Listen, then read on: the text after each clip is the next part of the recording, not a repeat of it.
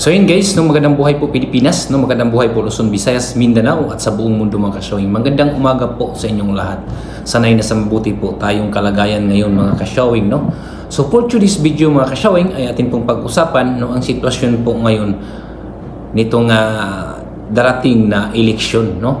Talagang mainit na talaga ngayon mga ka-showing, no, ang labanan no, ng mga kandidato po ngayon. So bago natin pag-usapan mga ka-showing, no, don't forget to like, share, and comment down below mga ka-showing para makita at malaman po natin at mabasa po natin ang inyong mga komento at saloobin mga ka-showing dito po sa ating pag-usapan dito na sa darating na election mga ka-showing. And don't forget to subscribe.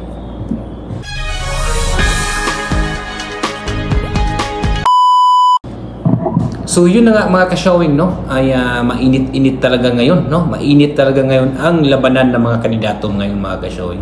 Lalo-lalo na po ngayon, no, sa Maynila, yung no, sa Congressman Abante, no, na binanatan po ni BP Sara.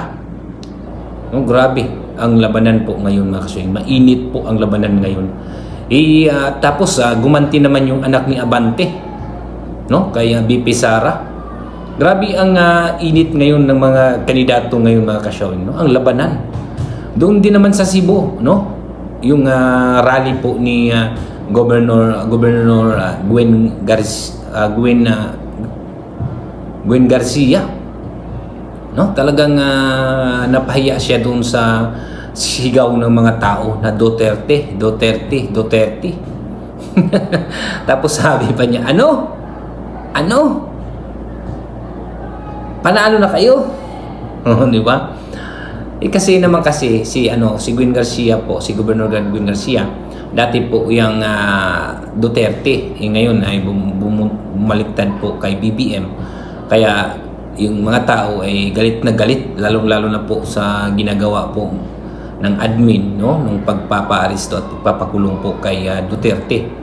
Kaya yun, ang mga tao ay galit na galit, no, pati si Gwen Garcia din nagalit din sa mga tao.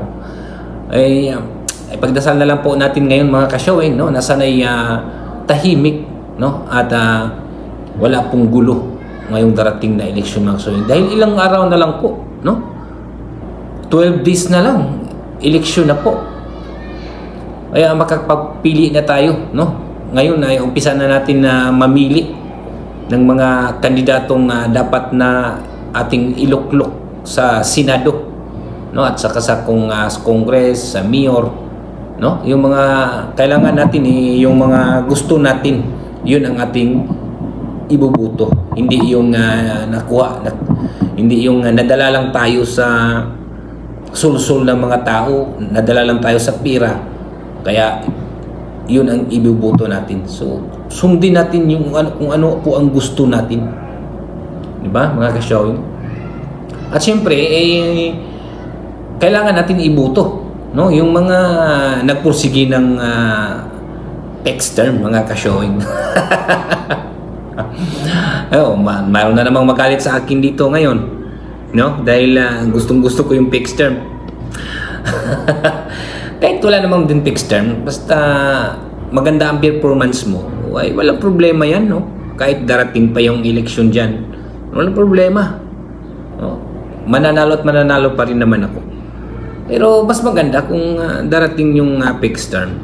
O, di ba?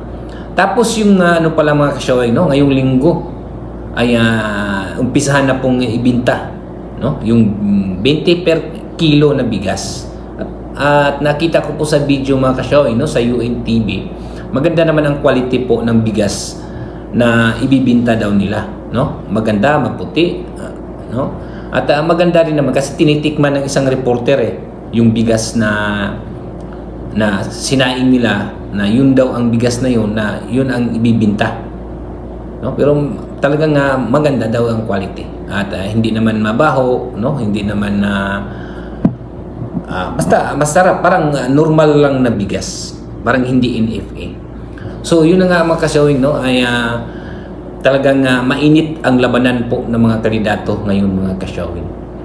So kailangan po natin na pumili po ng maganda, no, magandang serbisyo ng mga kandidato, yung atin ng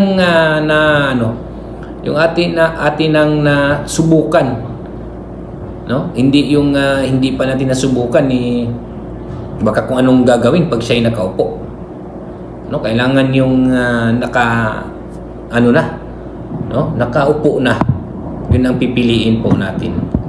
So dasal-dasal lang po tayo mga ka-showing na sana po ay tahimik, no? At wala pong gulo sa darating po na eleksyon mga ka-showing, upang maiwasan po ang kaguluhan ng ating mga tao, no? Ng mga sambayanang Pilipino. Kasi lalong-lalo na po ngayon nainit po ang mga kandidato, no? Mainit ang labanan. So magdasal na lang po tayo na sana'y tahimik, no? At mapayapa ang eleksyon ngayong May 12 mga ka-showing. At sana po ay abangan na lang po natin, no, ang kung ito ba'y maipasa yung BSKE ngayong darating na June mga ka-showing. Malapit na rin yan, no? At abangan na lang din po natin, no, ngayong pagkatapos ng eleksyon, no, kung makakabalik ba uli, no, o mananalo ba yung mga senador at congressman, no, na nag-implement or nagpursige po ng BSKE mga ka-showing. So yun lang po mga ka-showing. Maraming salamat po sa inyong lahat, at maraming salamat po sa inyong walang sawang pagsuporta po sa aking channel. And don't forget to like, share, comment, and subscribe mga ka-showing. So yun lang po mga ka-showing. Maraming salamat po. Thank you for watching.